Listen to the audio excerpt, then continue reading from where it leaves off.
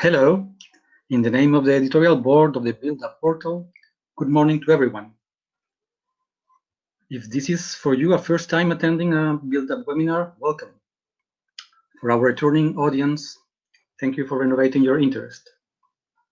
To give a short recall of what is BuildUp, BuildUp is a collaborative platform in the field of energy efficiency in buildings, and it is continuously updated, and it represents a key resource of information on the topic of energy efficiency. You can register and become a member of the community, which allows you to upload news, events, present case studies, results from a project, and so on. We also invite you to just navigate the portal. In the Learn section, you will find the podcast of the past webinars, so it is possible to listen and see previous presentations. At the end of this webinar, the link to the full presentation and the PDF deck of slides will be made available in the section of the portal, in this section of the portal.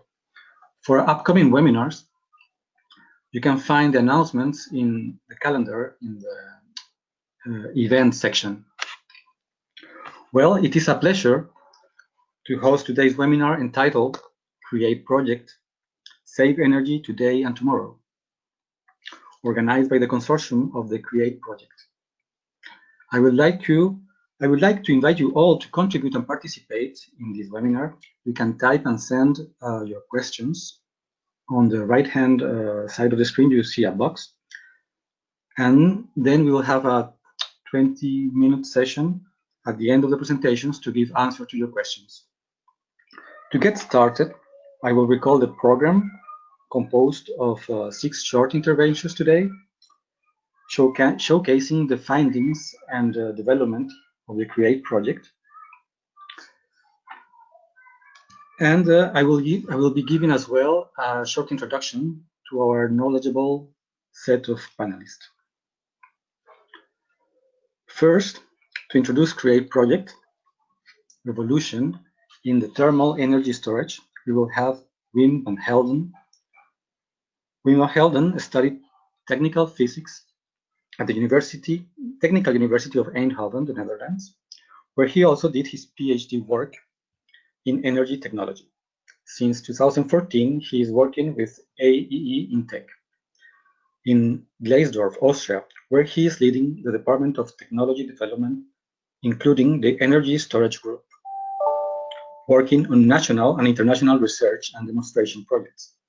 Wim van Helden is also a board member of the European Technology and Innovation Platform on Renewable Heating and Cooling, and member of the Scientific Committee of the International Renewable Energy Storage Conference. For the second presentation, development of the Create storage material, Dr. Henk Heunink from TUE Netherlands will be presenting this section. Henk is an expert in the physical chemistry of materials of thermochemical heat storage. He actively worked on dehydratation transitioning solids in order to develop stable materials for compact long-term heat storage. Furthermore, he has experience with measuring and modeling of transport. For our third presentation, performance of small-scale test reactor, Lawrence van Vliet. Lawrence is scientific researcher and systems engineer at TNO. TNO is the Dutch organization for applied scientific research. Lawrence graduated aerospace engineering at the Delft University of Technology in 1995, and since 1998 he works at TNO, where he worked in the field of space propulsion and energetic materials. In 2012, Lawrence changed subject towards sustainable energy storage and conversion, starting with the MERITS project on thermochemical heat storage. The fourth presentation, development from a storage module to a storage system and further solid sorption product development towards a marketable product, will be presented by Samuel Nabel. Samuel Nabel worked at AEE InTech and has several years of experience in the field of thermal storage. The main focus of his work is system design, development, and testing of thermochemical storage components and systems. Further, key areas of his work are system engineering and large-scale solar thermal systems. The fifth presentation, Technology Solutions in Practice, Warsaw Demo Site, will be presented by Julius Sakt. Julius Sakt holds a degree in environmental engineering by the Warsaw University of Technology, Poland, and is specialized in heating, ventilation, and air conditioning systems. He has gained practical experience supervising realization of various HVAC projects in Poland. He currently leads the Energy Efficiency and Sustainable Construction Group of Research and Development, Department of Mostostal, Warsaw, where he is in charge of the development and implementation of some challenging projects focused fundamentally on new solutions for energy efficiency and renewable energy sources in buildings. The sixth and final presentation will be the market potential. For this presentation, Philip Fischer will be taking the floor. Philip Fischer got his degree in economics at the Mendel University in Brno, Czech Republic. Philip works as a project manager at Phoenix T&T, a technology innovation consulting company based in Czech Republic. Philip's main area of focus is marketing, PR, and communications. He is also involved in business modeling, market analysis, and at the moment, Philip is working on several Horizon 2020 research projects as dissemination and communication manager.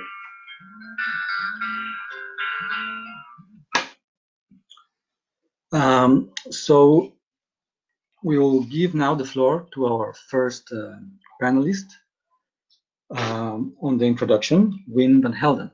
Thanks for being here today with us.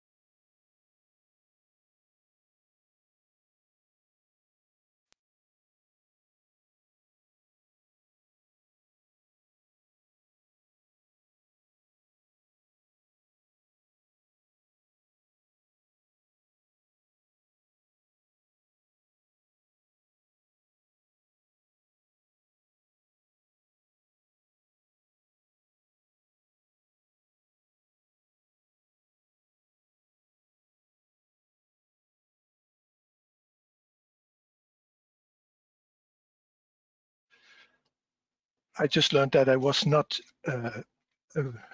audible, so I start again.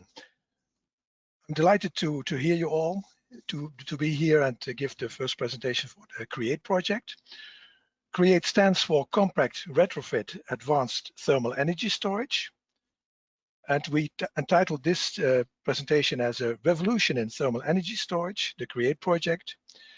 A revolution because we think that we succeeded in demonstrating the system in practice, working to perform as it was designed.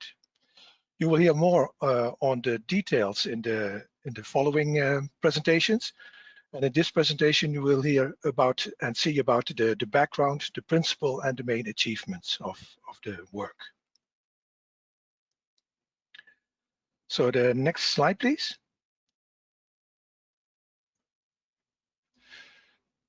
The CREATE project started 4.5 years ago. It is a 57-month project, European Union funded. And it aims to tackle the thermal energy storage challenge for the built environment by developing, as said, compact heat storage. The main project objectives is to demonstrate a heat battery, which is economically affordable, which is compact, and which has no heat losses during storage. And basis of such a principle is a material, a compact thermal energy storage material. And this is also one of the main aspects of the development within the project. The sub-objectives of the work are, as said, stable and compact materials, to provide an efficient and high power energy discharge, which should be in the order of 5 kilowatts for the system, to enable a long lifetime of the system, so the system should work unbroken for a long period. It should be affordable. It should have a safe and reliable operation, and we should also prepare work for the future value chain. So take along all the project partners in the value chain of the future when the product is going to be introduced on the market. What is the concept for Create? The concept is that it has a heat storage module, we call it the heat battery, and that it can use different sources. We focus here on solar thermal energy, but it also can enable, say, further provision of heat by a heat pump using electricity from the grid. So we work on components, we work on storage materials, and on the system being the heat battery. This is about the technology. We have a cluster of heat batteries, which is consisting of modules that are connected in parallel. There's a buffer storage, which is an ordinary water storage. We have a solar thermal system providing the heat to be used as charging heat for the system. One main part of the heat battery is also the evaporator condenser. We have a low temperature source. It could be ground batteries, ground baskets, or a vertical ground heat exchange, but also other components. And then as an auxiliary, we have the heat pump. And then, of course, the system provides not only space heating, but also domestic hot water.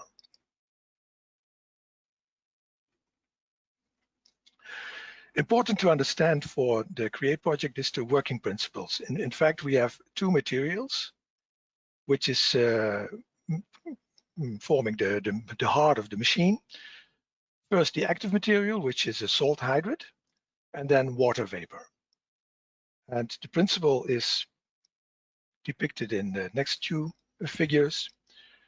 We have one phase, which is the charging phase. We call it the desorption or dehydration, which takes place in principle in summer.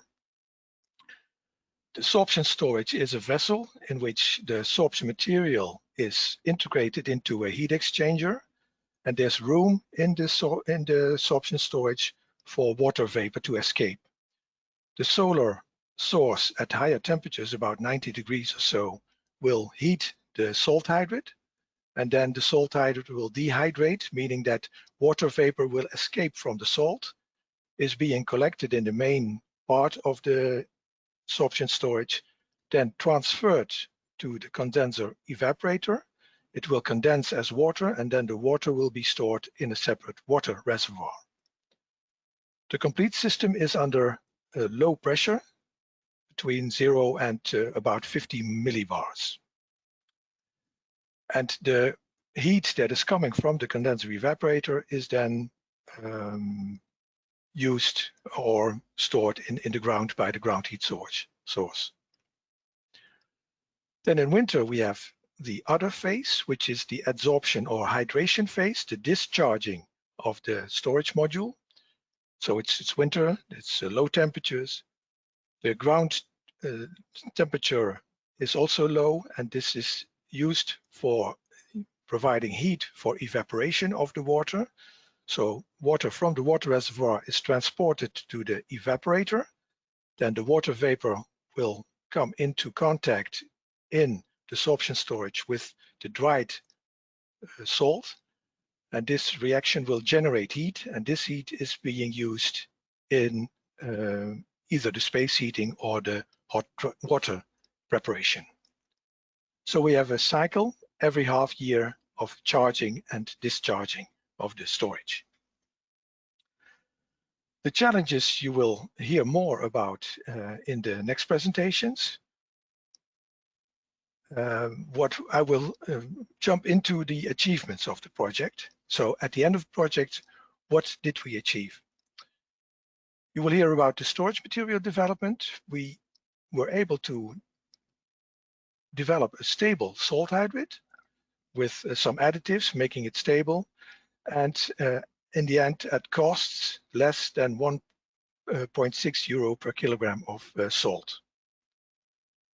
On the component side, we proved to be able to design and to test prismatic storage modules that have a storage density better than 115 kilowatt hours per cubic meter.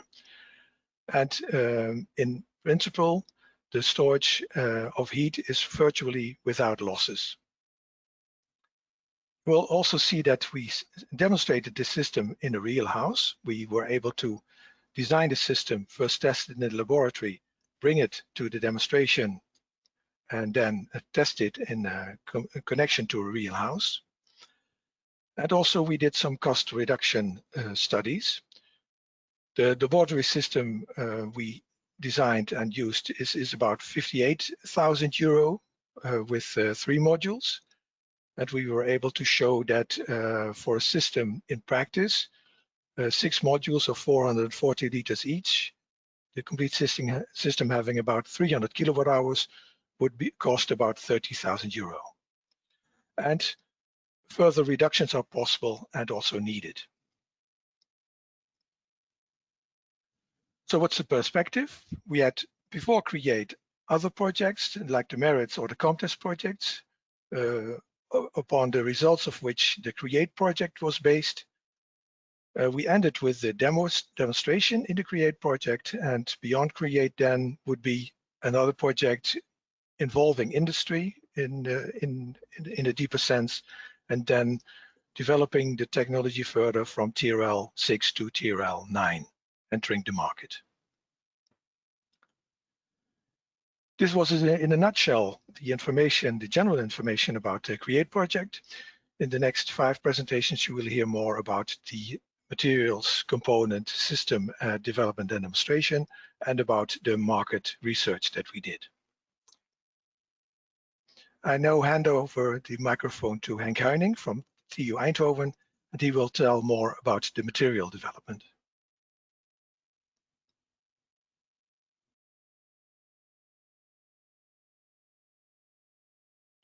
Thanks, Wim, for giving me the opportunity to discuss with you the progress we made in developing stable and compact materials. And it was a kind of challenging story, I think.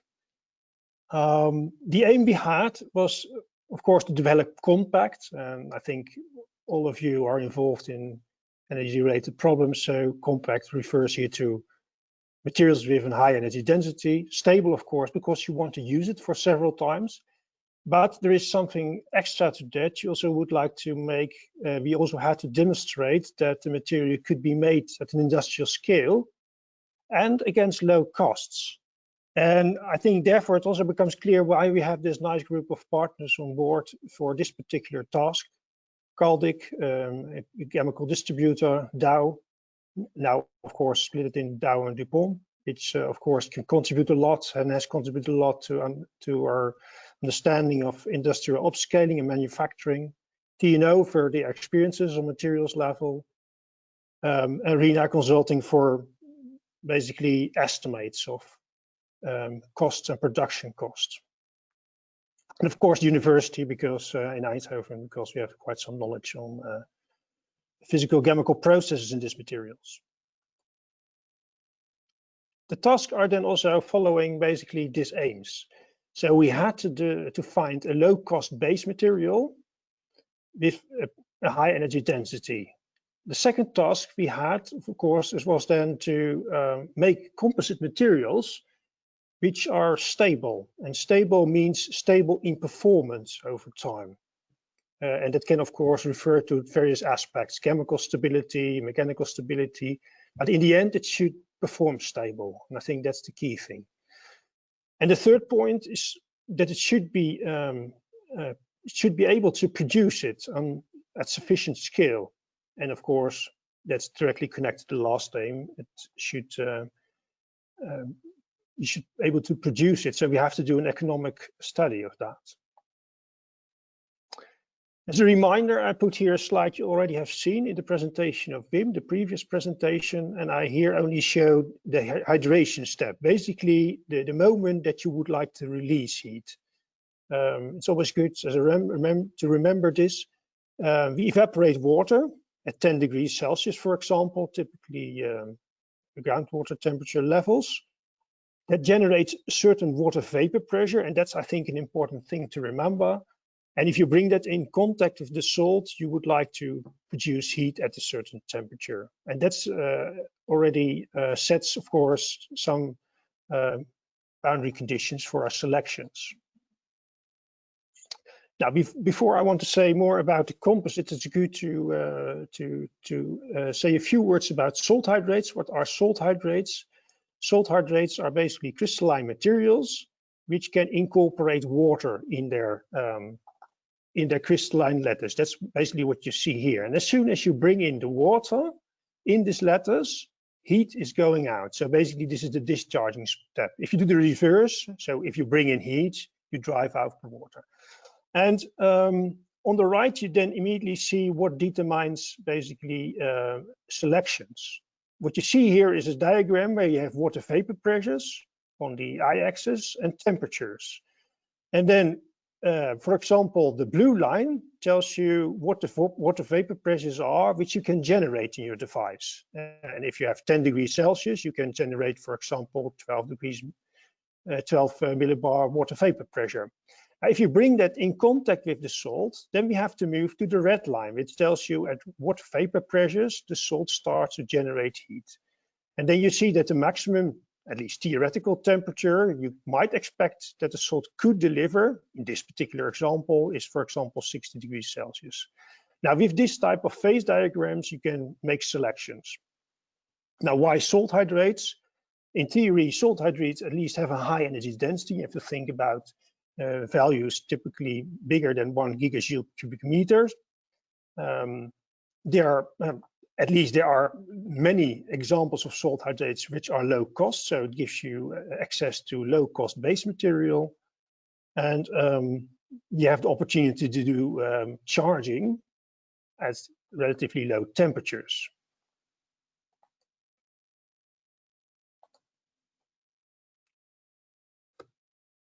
Oops, I went a bit too quick.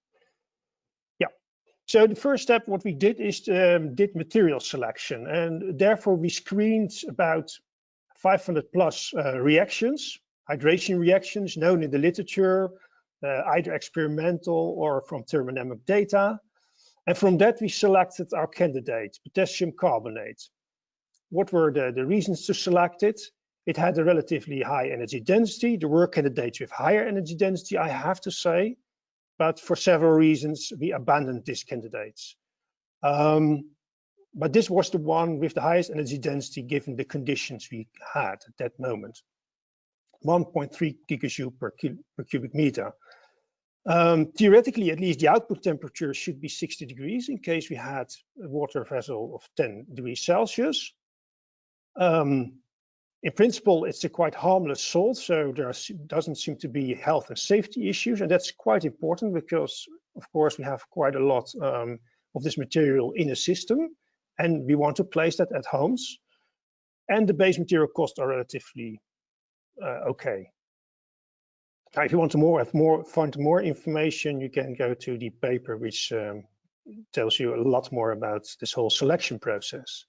Now, after selecting a base material, we could move on to make composites. And why do you want to make composites? And the key word there is stability.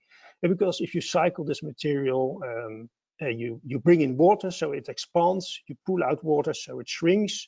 So that seems to be a problem.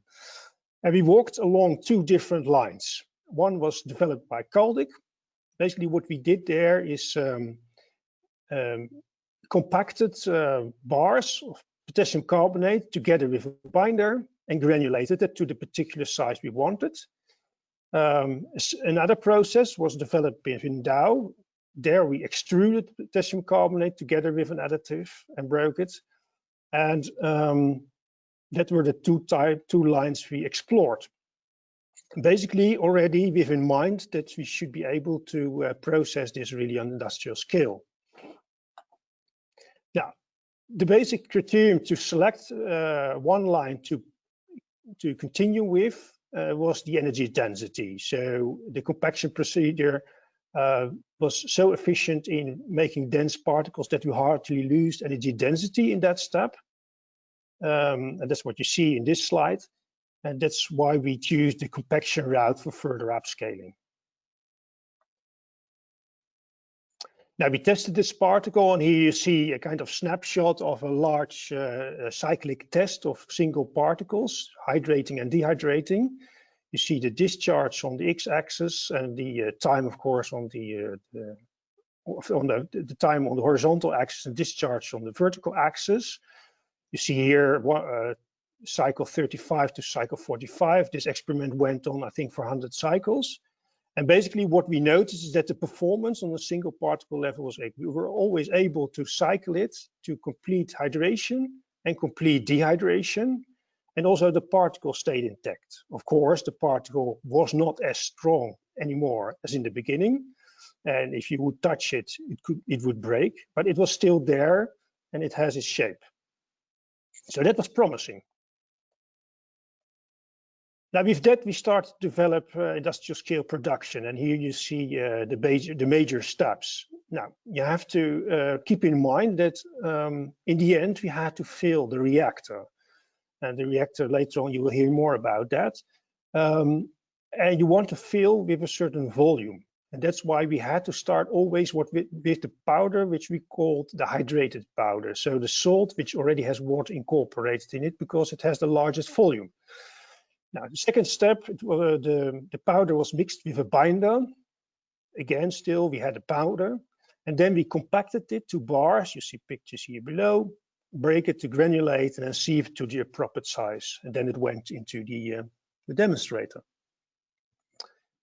Now, finally, I would like to say a few words about the economics. We did, or basically Rina did, together with especially the industrial partners, an assessment of potential costs. So what we had in mind is roughly a yearly production of 5 kiloton, which keep in mind that the typical system has of the order of 1 ton of material inside. So they did equipment identification, an inventory of all things you have to consider when you are considering a production process, and then finally a cost evaluation. And then you see basically all the components adding to the total price. So the total price already referred, or the total cost referred already to Wim, 1.6 euro per kilogram. It contains a bit of margin, so it was estimated that typical cost would be around 1.3 production cost, including labor, energy, materials. And what you also see is that the most important contribution to the whole price is still the material costs. And that's good news. And I think if you would upscale it more, the price would drop more. That brings me to the end. We had an original aim. We would like to develop compact and stable storage materials that can be produced at industrial scale against low costs. Are the materials compact? Yes, as compact as possible. 1.3 gigajoule per cubic meter. I see that an error is here in the kilowatt hours. That should be 360 kilowatt hours. We found stability on single particle level up to 100 plus cycles. We indeed found an industrial scalable production process, and the material costs are decent, I would say. And with that, I would like to end and give the floor to Laurens, who will tell us more about further testing.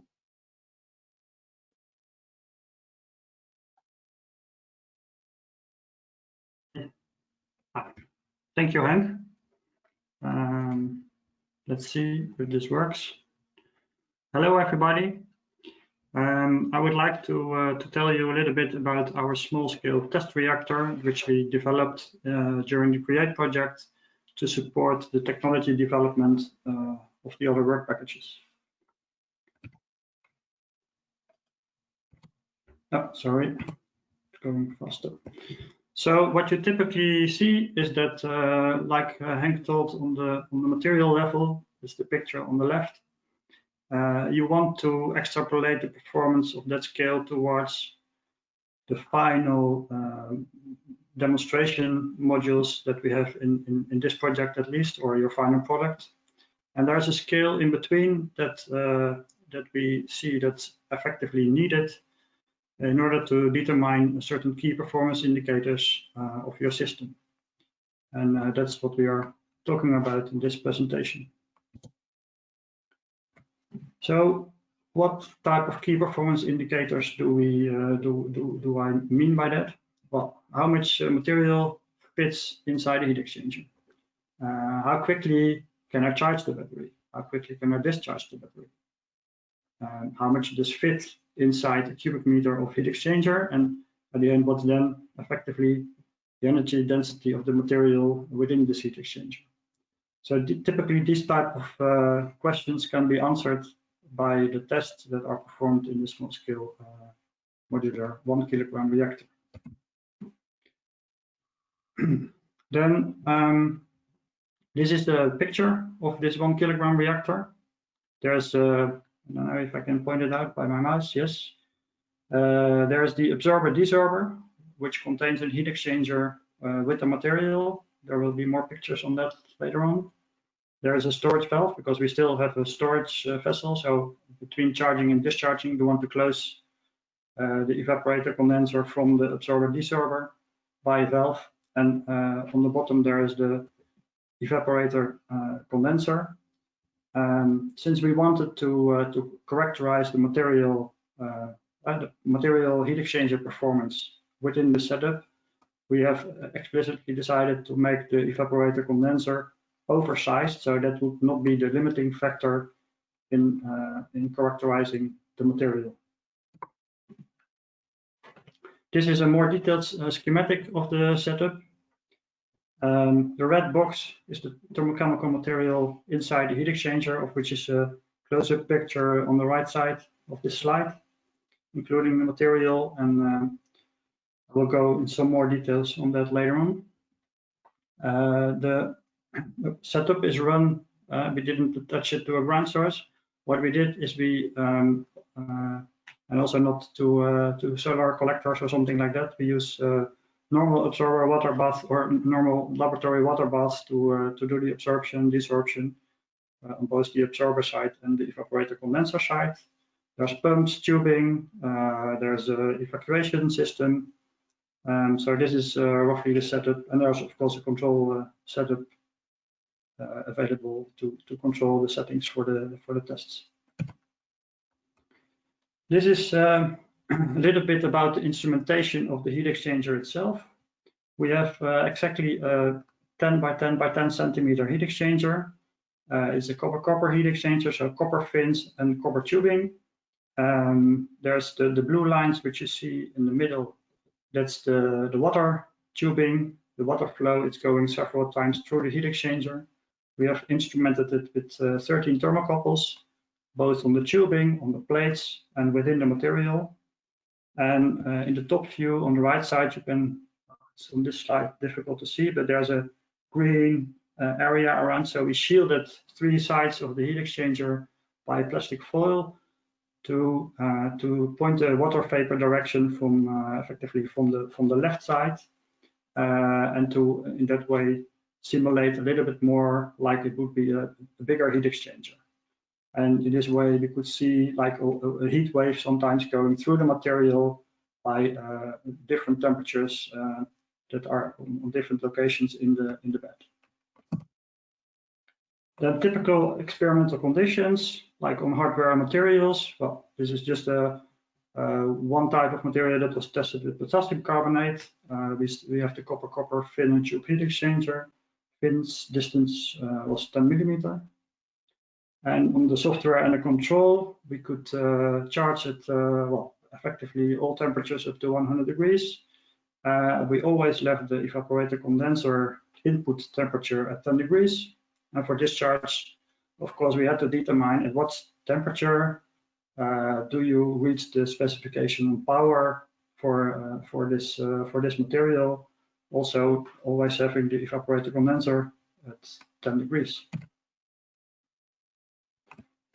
Then we did several cycles in this setup, and I think this case, from one of the batches, we had 5 cycles.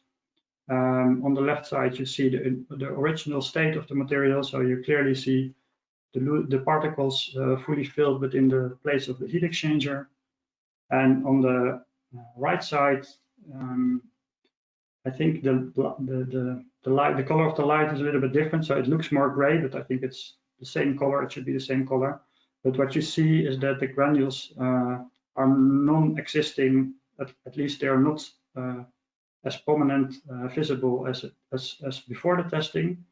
So in this case, and I think also that Henk said that after several cycles, the structure of the material is a little bit it's less rigid, or less, how do you say, it has less strength, and since it's limited in expansion volume in the heat exchanger, it starts pressing on itself, and it starts to look for space, and thereby deforming towards a more powderish material. But we didn't see so much change in the performance during the cycles. Then here's a very interesting graph. This is the power profiles. What we defined is if we charge the material, it are negative powers. So on the bottom side, it's the power you put into the reactor. And then on the lines above 0 is the output power when we discharge the system. We charge and discharge at different temperatures. And as an example, if you charge the system with 100 degrees, you have these red lines. You start with roughly 20 watts, and then you see it slowly dropping over time. So the time scale is 20 hours of this graph. So from 20 watts per cubic decimeter, so per liter, you start, and then you slow down in 15 hours to roughly 0. And for the discharge at 40 degrees, you also start with roughly 20 watts. And that's then slowly reducing. So this is really helpful information if you have this in time available, that you can optimize your system performance towards the full-scale demonstration. Then we go back to the table of the key performance indicators. The thermochemical mass of the material. So we have the small scale, we have the 1 kilogram system scale. You see that it's about 1 kilogram of material. And then the full scale, the future full scale modules at the end of the demonstration of the CREATE project contains 236 kilograms of material. So that's about the different scales. You also see that the scale has effect on the density. On small material, you can quite easily tap it. You can make sure that there's no boundary effects. In the heat exchanger, you're limited. And on a really full-scale module, it's more difficult to get the material in all the corners of your heat exchanger. So you drop a little bit more in the effective density of your material. If you look at the average specific powers, I would say, you see we reach in the 1 kilogram scale 5 watts per liter, and then on the future size module you will have you can see that it was a little bit reduced, and for the discharge the same, but it was reduced a little bit more. So I would expect that limitations could be in other parts of the system. For instance, evaporator condenser performance might be different, leading to a little bit different results. And at the end, what you see, I'm not going to all the figures, but then you see that that we reached on heat exchanger energy density that you reach about half a gigajoule per cubic meter, or 147 kilowatt hour per cubic meter on heat exchanger level, which is still not system level because you have to include the vessels, the insulation, evaporator condenser, valve, tubing. But this is on let's say a 1 liter heat exchanger scale, your energy density that you can reach.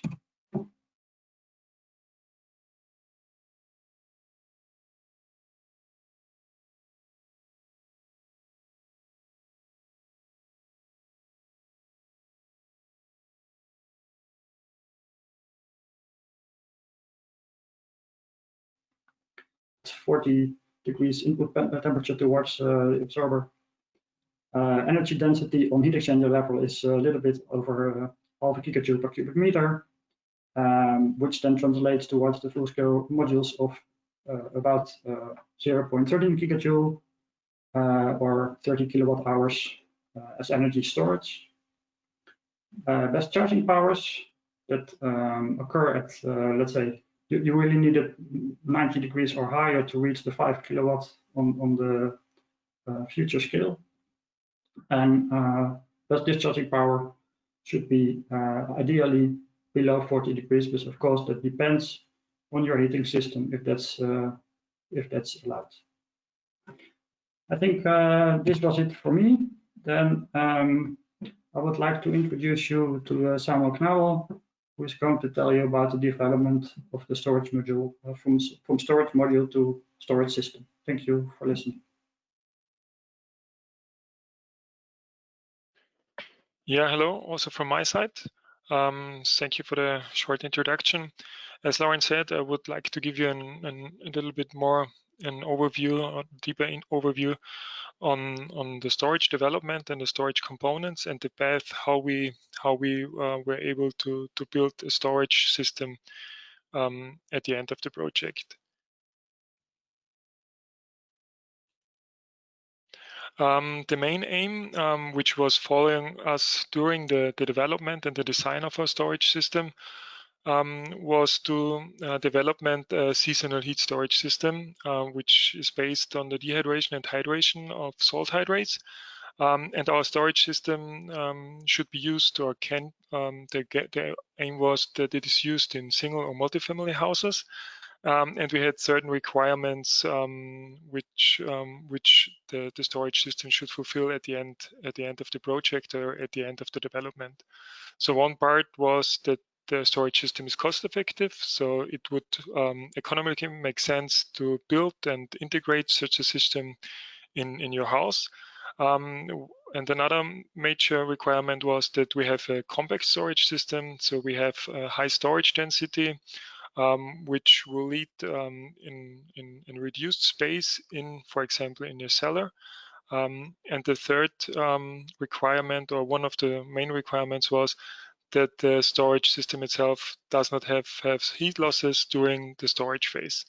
So, for instance, if you store your storage system, if you charge your storage in summer and you want to use your energy in winter, that during the storage period, energy is still available and not lost because of the heat losses, which you normally would have if you just have a normal buffer storage or water storage.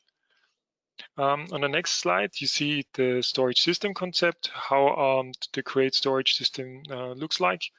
So we have in the bottom here our long-term seasonal heat storage with our storage material. And the heat from the storage, when it is needed, is transferred to the buffer storage, and out of the buffer storage, your hot water can be prepared, and the heat can also be used for space heating.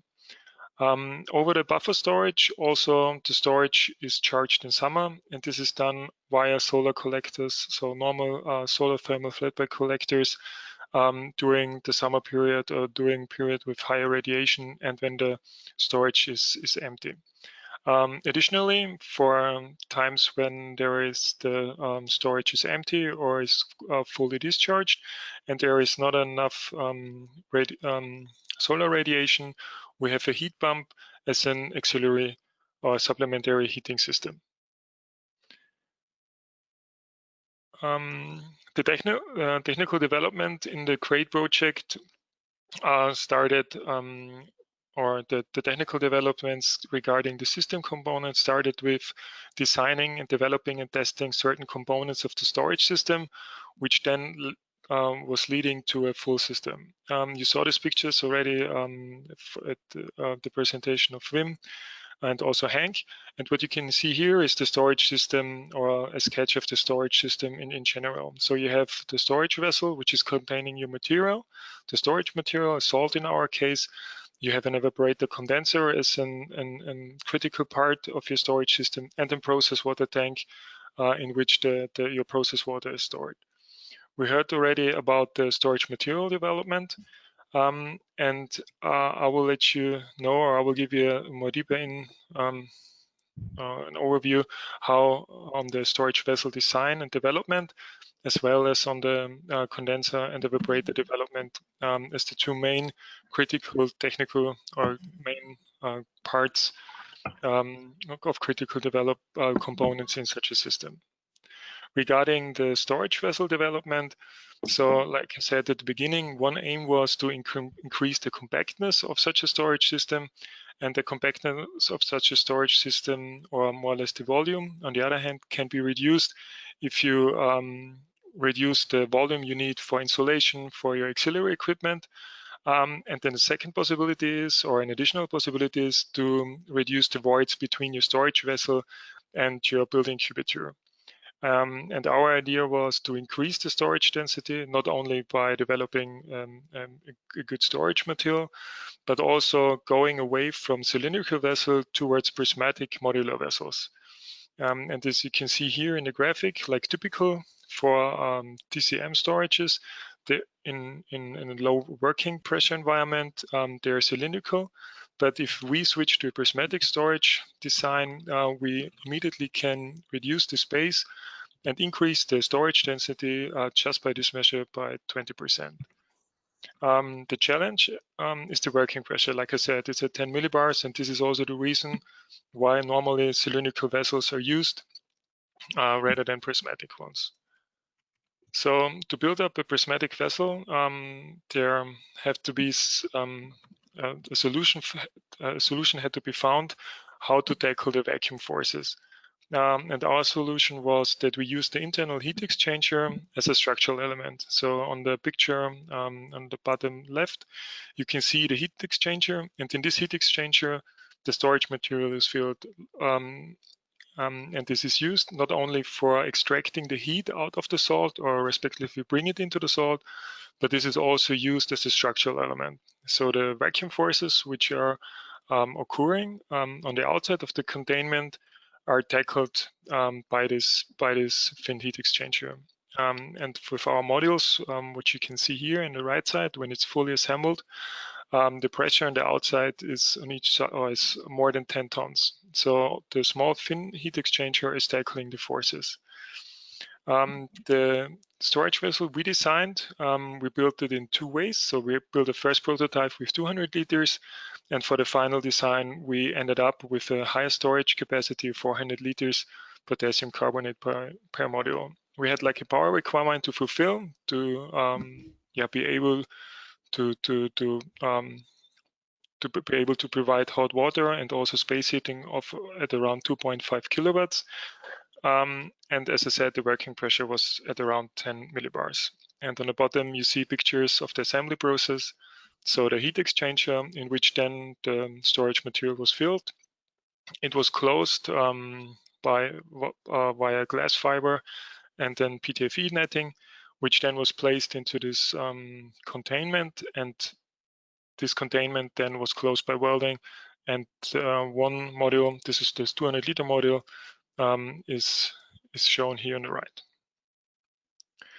The second technical development, which was done during the CREATE project, so this was the design and the development of a cost-effective, cheap, and also even cheap but effective evaporator condenser.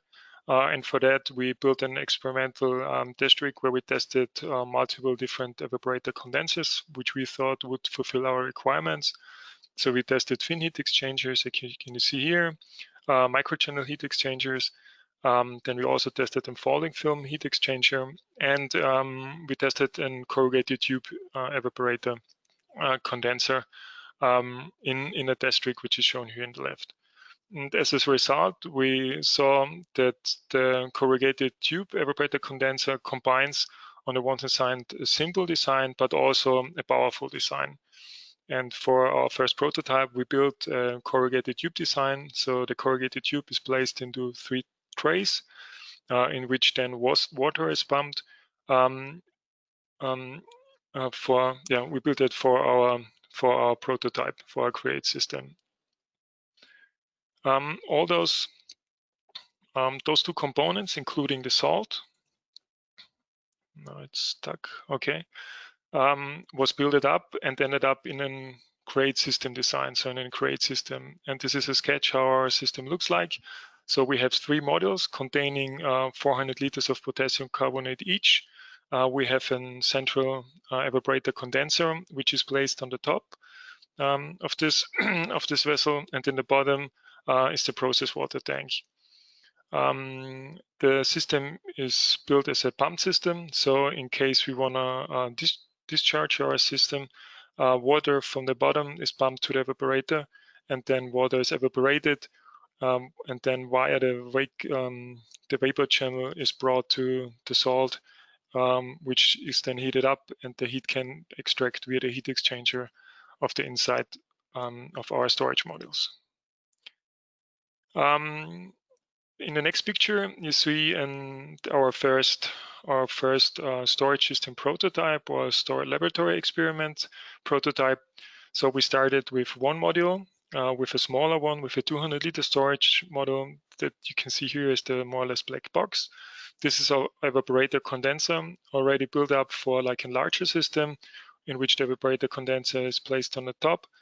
And then here we have like our buffer storage, in which the heat is transferred from the storage module, respectively. In the charging phase, the heat is coming from the storage module, from the buffer storage to the storage module to charge our system. The experimental investigation of the storage model was made in 2018. Similar to the tests Lawrence showed, we run different charging and discharging runs, and the temperature were based on the one hand sides in the charging mode between 18 and 100 degrees C, which are based more or less what the typical solar flatbed collector can provide during summer. And the discharging temperature was underneath 50 degrees C, and the discharging temperature more or less is the inlet temperature to the storage module, which then is heated up, and which will be used for hot water preparation and space heating. And this is more or less the discharging temperature is more or less the temperature what you will get from your system, from your radiators back to the buffer storage. What we also saw, is very similar, is to the Lawrence experiments, that we have a significant correlation between the temperature and the power. So in charging, that means the higher the charging temperature, the higher the charging power, and vice versa. The lower the discharging temperature, so the lower your return flow from your heating system, the higher your power output of your storage module will be. And what we also saw, we run more than 20 runs with the single storage module, and we didn't see any degradation in performance or in the degradation of the material itself, or of the performance of the system.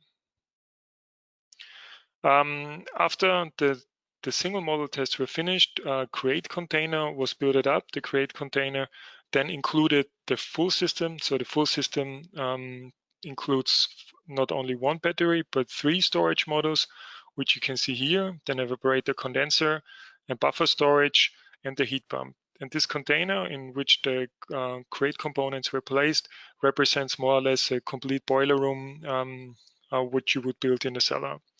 And with this container, or with this complete Create, with the complete and more or less final Create storage system, first we were running hardware in the loop experiments at INTEC You can see here the container in front of our lab. The 3 modules up front, what you can see here, were then placed into this container. This is this black box, and they are containing 1,200 liters of potassium carbonate. The hardware in the loop experiments, so we were not only performing tests now at constant temperatures levels like before, rather we were simulating or emulating in a house based on a simulation in the back, so with varying collector temperatures, with different temperatures coming back from your heating system. And we were running those tests for a couple of months before the whole container then was shipped to Warsaw to an orphanage, and to which where it's tested up till now. I'm coming to my last slide with the key facts of the Create storage system. So we built a modular expandable storage module design. We used a prismatic design where the heat exchanger is tackling the vacuum forces. Each module has or contains 400 liters of potassium carbonate, so in total 1,200 liters of potassium carbonate in our storage system. The capacity is around 150 kilowatt hours. We're using a cheap but very effective corrugated tube evaporator condenser, and the system is a pumped system. What we also saw, also in the small scale test setup, we see a significant correlation between the temperature inlet in charging and discharging mode and the power. What we also saw that up till now the operation is more or less maintenance free. We didn't see any degradation in power output. And some key facts: the averaging heating power in the hardware in the loop experiments were up to or were more than 2.5 kilowatts at very low charging temperatures, and the storage density at heat exchanger level for the complete system, not only for one module, at the heat exchanger level. For the latest storage system we were testing on heat exchanger level was at around 115 kilowatt hours per cubic meter. Yeah, I would like to thank you, and I would like to give the floor to Julius Zach, which will give us an overview of the demo case, or which of our demo. Thank you, Samuel. So today I'm going to present purpose, challenges, and scope of demonstration activities of Create project. Mostostal Warszawa is a large construction company, usually acting as general contractor, and in the Create consortium, we were the partner who was responsible for the demonstration of the new technology in real life conditions. So as Samuel just presented, you've heard about the final development of TCM modules, and demo as the following step is very important part of every R&D project. When challenging and time-consuming tasks of research and development were accomplished, the next step was to test technology in the real life outside laboratories. And we put some goals. The main goal of demonstration activities for us was to gain experience in constructing, commissioning, and maintaining of real-scale thermochemical storage system. So building a demo plant means solving a number of small, sometimes very down-to-earth issues, like we had to fulfill both European and local regulations and legal aspects. We had to design the exact system and process for the demo case. We had to deal with number of integration issues, integration with the building itself. We had to adapt or optimize the control algorithms, and finally we had to deal with maintenance and safety aspects of the system. And we wanted to prove concept by comparison of simulation results. There was some simulation done by AEE Intect with the real system measurements. So we selected, I would say, an ordinary demo house for the demonstration. This house belongs to City of Warsaw and was permanently inhabited by a family, also during integration works and monitoring period. The building was built in 2009 according to construction code of that time. And during the CREATE project, we haven't done any improvements to the envelope. So there was also traditional conventional boiler and radiators. So you can imagine there were many constraints we had to deal with. Here is a bird's eye view of the demo site layout. We had good place for solar collectors on the south part of the roof. And in the garden, there was enough space for ground heat exchangers and also the container with the equipment. Because of limited space available inside the house and all the logistic issues, it was already mentioned, we decided to split the demo system into two locations. So one location is the container, and the rest of the equipment is located in the boiler room and also in the garden. You can see the red line in the picture, and it divides the part that is in the container and the rest. One of the greatest challenges we had during design of the system was to supply heat to the space heating purposes of the building. And it should be mentioned again that in the TCM modules there are low temperatures, and the best cooperation is with the underfloor heating systems, what was not the case of our house. That's why we had to made up some solutions, and finally we were looking for different designs. What you can see in the picture is the 7th version of the system design. This is the final one, and you can see inside the container TCM modules, heat pump, and the buffer, while in the boiler room there is of course heat exchanger of the solar system and the rest of the buffers, remaining gas boiler as well. The solar collectors and the ground heat exchanger were designed dimensioned to supply the TCM modules, not exactly the building as it is usually done. So the scope of integration was quite big. Well before making any actual interventions in the house, we made a measurement to know the characteristics of the heating system, and in conclusion we installed fans on radiators. That was to lower the flow and return temperatures of the space heating system. That made possible using the TCM modules.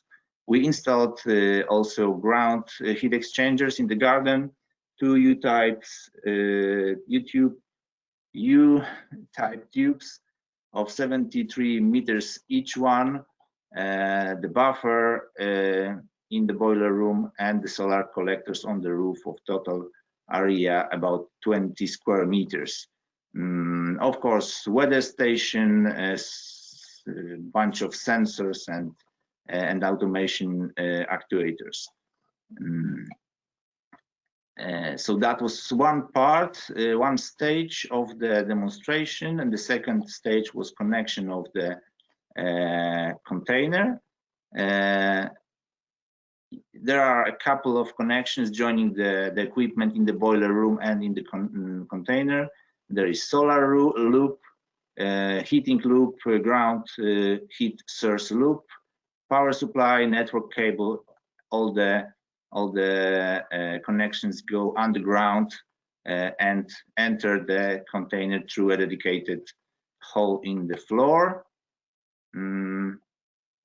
So as it was described by Samuel, the container was built by IEE Intec in Gleisdorf, Austria, and it came to Warsaw in July 2019. So you can see in the picture the very day of unloading it. We had to make all the connections then, fill up the buffers, set up controlling devices, network connection, etc. Switch from solar collectors operation that was temporary to the Create system. And after short troubleshooting, we were able to start up system in autonomous mode. And it took more or less 2 days, mainly thanks to the fact that the system was well tested in advance in Austria. And since that day, the system was operated and monitored, delivering heat to the building. And the opinion from the building inhabitants was that it is just invisible for them. So the heat was provided as we expected. And so in conclusions, I've briefly described the substantial part of Create research project, that is demonstration. We built an energy storage system in a real house in Warsaw, Poland, and operated in the whole winter season 2019-2020, validating and characterizing the newly developed technology. And monitoring results are processed now and will be available by the end of the project, that is in June this year. Thank you very much.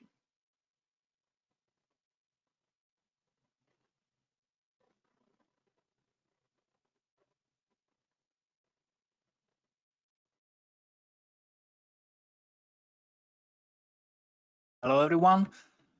So I'm now going to present a brief overview on the market potential of the Create technologies.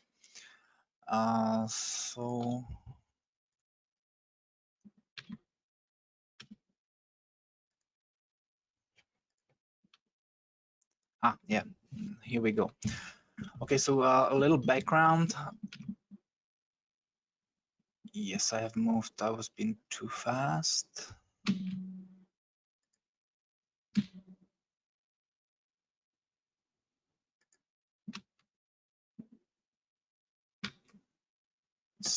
Sorry about this. There seems to be some delay with the slides.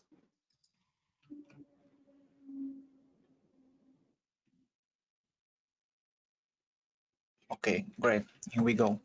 So the biggest share of energy consumption in the European Union goes to the building sector. It is approximately 40%.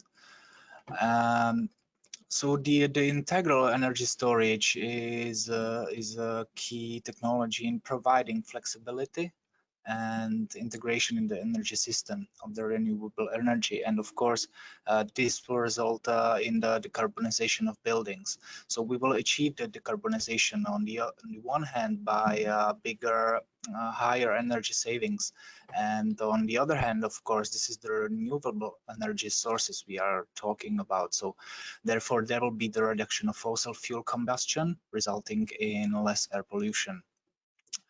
And what is important is that the European Union vision and strategies are favorable for the renewable energy. The EU 2030 climate and energy package calls for a substantial increase in renewable energy by 2030. It's at least 32% share of final consumption. This has been raised from the initial 27% proposed in the EU 2020 package. So which market are we going to target? Well, the European thermal energy storage as a whole, but several countries, we have identified several countries as the ones with the biggest potential. So for example, Germany, Finland, Austria, Sweden, Belgium, Denmark. This was selected on the basis of several criteria, which you can see in the slide.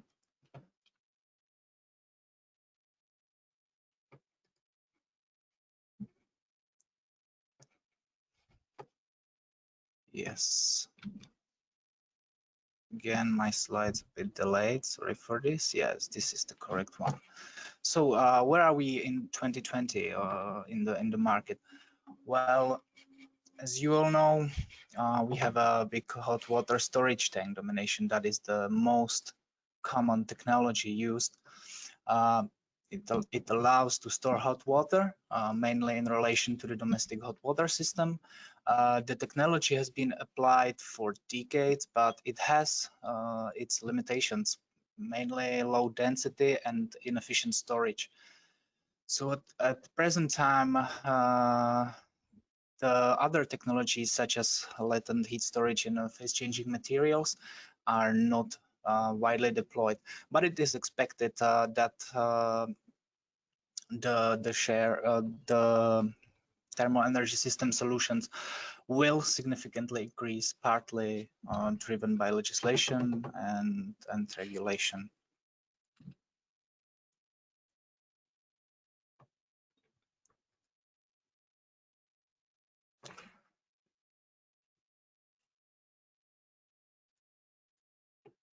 So here we can see, I'm sorry, this slide is not the correct one.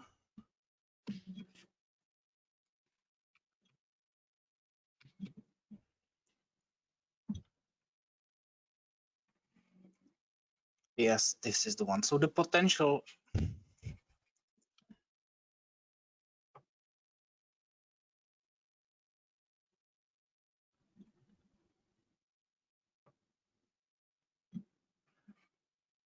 So the potential stimulus on further growth of renewable energy can be estimated on the basis of the annual heat demand for the built environment in the European Union.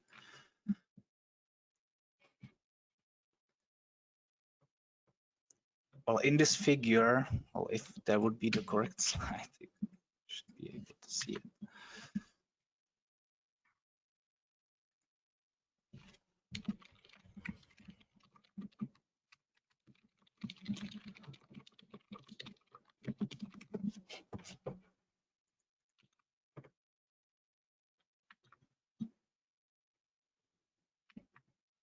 Sorry, I'm just looking for the correct slide. Sorry for the delay.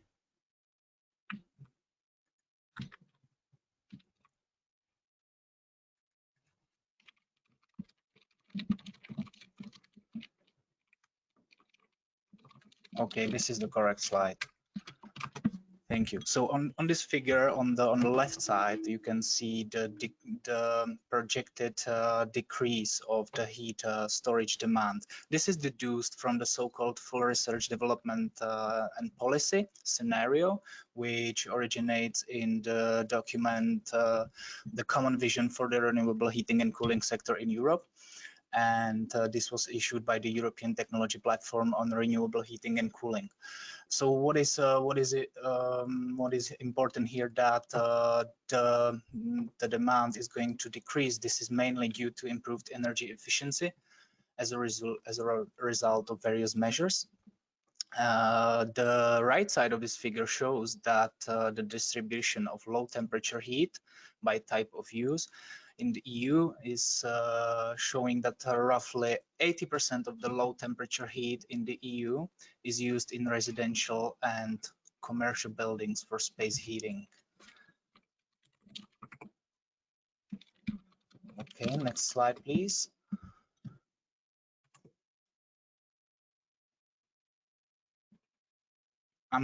We are a bit short of time, so I'm going to go a bit fast through this. The important figures you can see here, that there is an estimation that the potential energy savings in the years 2020, 2030, and 2050 are going to increase to 987 petajoules per year. So when we multiply this with the energy price, which has been forecasted by the European Union, we go to the estimated value of the total thermal energy storage market as a multi-billion-dollar industry. In 2020, we don't have the current numbers to support this, but it should be 2.5 billion euros. So the potential is very huge here. Next slide, please.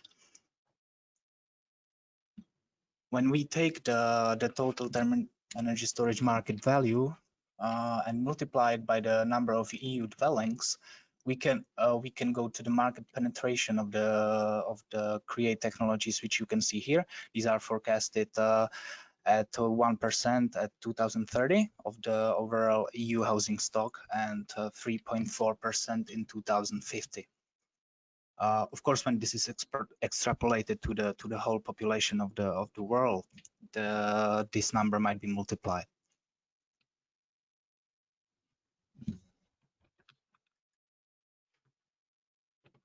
Okay, there are several market barriers as well. You can see them, but mostly users' confidence should be built up, and there is limited experience regarding balancing the electricity grid. So to conclude, there is a huge market opportunity for Create technology, as you have seen the market penetration expected. And what is important, that the EU legislation and strategies are favorable for the Create technology, and of course several non-technical market barriers need to be addressed. So that's all from my side. Thank you for your attention, and thank you for your patience with me, as the slides were not moving correctly, but I hope it was okay.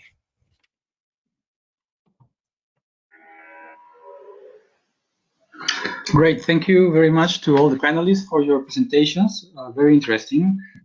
We will quickly pass now to addressing several questions we received, and I try to gather these by thematic, by topics.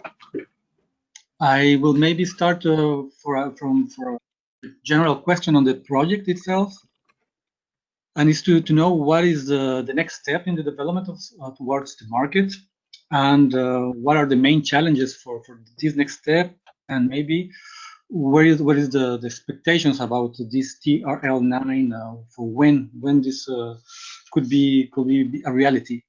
I leave the floor open to all the panelists, so they can jump in. Let me jump into this question. The next step, as you saw, the demonstration now was successful. We showed that the system containing the active material with all the components functions properly in practice. You also saw that the price is still high. So the next step would be aimed at, together with industry, working at a further development for cost reduction of the different components, and also see what it means when the market will increase. So what are the effects of economy of scale for the further development? So next step is then looking with industry, manufacturing industry and chemical industry to mass production potential of the technology. Great, thank you. I will go now to the topic of the material itself. And here I will formulate a couple of questions that are complementary. So one is similar to the first one. What do you see at the next steps to improve the material? And more particular questions are about the lifetime of the material. The attendee asked, what is the lifetime of this material? I mean, how many times one can store energy and retrieve it efficiently?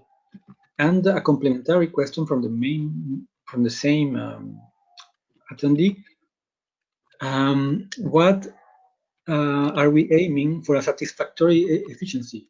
1 plus 100 was mentioned. The materials run 1 cycle per month. This means about 8 years of age. So that's about the material. Okay, shall I start off? Yes. Should remind me maybe all the questions because I cannot remember. So let's start with the first one, which is about what is the next step of what are the challenges.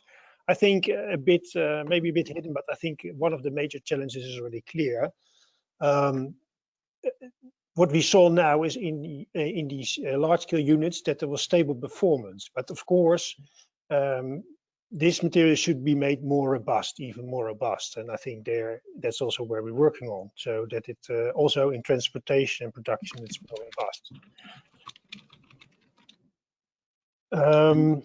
The other key factor there is, I think, all what we can do to speed up the power output of the material, and we have several aspects we are working on for that in different consortia.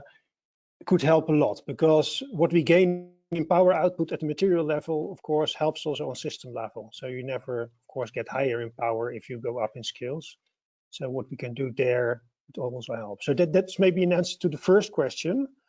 Then I'm trying to remember the second question that was about the lifetime itself. What is the lifetime of materials and the efficiency in time? Yeah, so in terms of if we defined lifetime in terms of degradation of the material, I would say the lifetime is I cannot say infinite, of course, that's not the case, but it will definitely, I think, beyond the lifetime of the system. If you talk in terms of performance, it's of course connected directly to the structure of the material and how the structure of the material evolves in time and how it evolves over, let's say, 30 years. So that's a different way of looking to lifetime. But if you the material itself doesn't contaminate, it doesn't react, it doesn't degrade, I think, in time. So in that sense, purely looking to the material lifetime, it's sufficient, I think. And what about the scale factor? How is the stability of the salt hydrate in large-scale modules? Ooh, I think that's. I think we now made a step, of course, from single grain to cubic meters. My expectation is that you will not go up in scale, so that so in that sense, I would say there I don't expect major new problems appearing. Of course, the problems there are, we know. So main message here, I would say, is I don't expect, but maybe that's something for the system people to react on. I don't expect a further size scaling in terms of device, and that's of course then connected to stability there. And there is a complementary question on a scale. Maybe Samuel, I think this question arrived when he was presenting. At larger scale use, do these salt hydrates release energy uniformly over the discharge time, or there exists an instant peak and monotonically decreasing energy release versus time? Yeah, in charging and discharging mode, it is the same. So you have a peak at the beginning in discharging. So you have a high power peak at the start of your discharging process, and which will decrease over time. And more or less the same as with when you charge your modules. So in summer, you also have a peak at the beginning, a power peak, and this one will then decrease over time. In average, the goal was to reach 2.5 kilowatts in discharging your module or your system.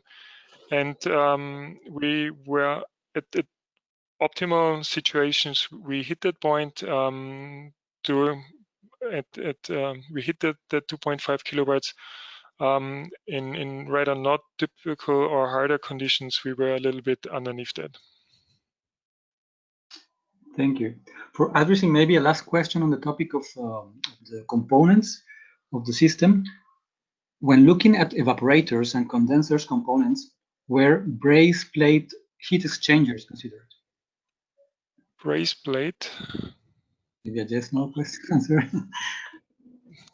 It's for me, the question is, what are braze plate? Maybe I don't know the English. Well, I leave that open. Okay. Somebody else can maybe shortly just. No, it's okay. I prefer to. So it was not considered. Yes. Okay, I will go forward to a series of questions concerning maybe problematic issues in the integration process. So those are related. I will try to gather them.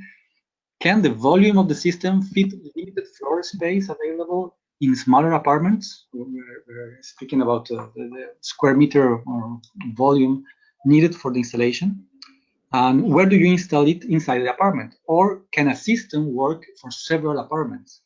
And questions also came asking about the weight and eventually the stability, structural reinforcement needed in all buildings for having the system installed.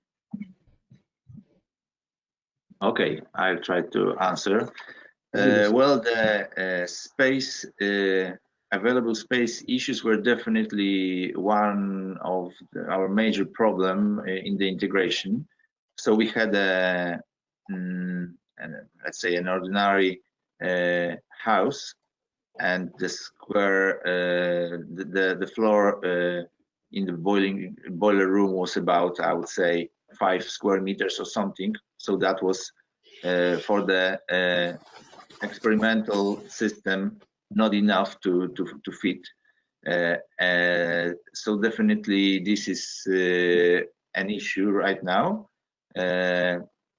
We never intended to install these kind of systems per individual flats. So that was always intended for a house.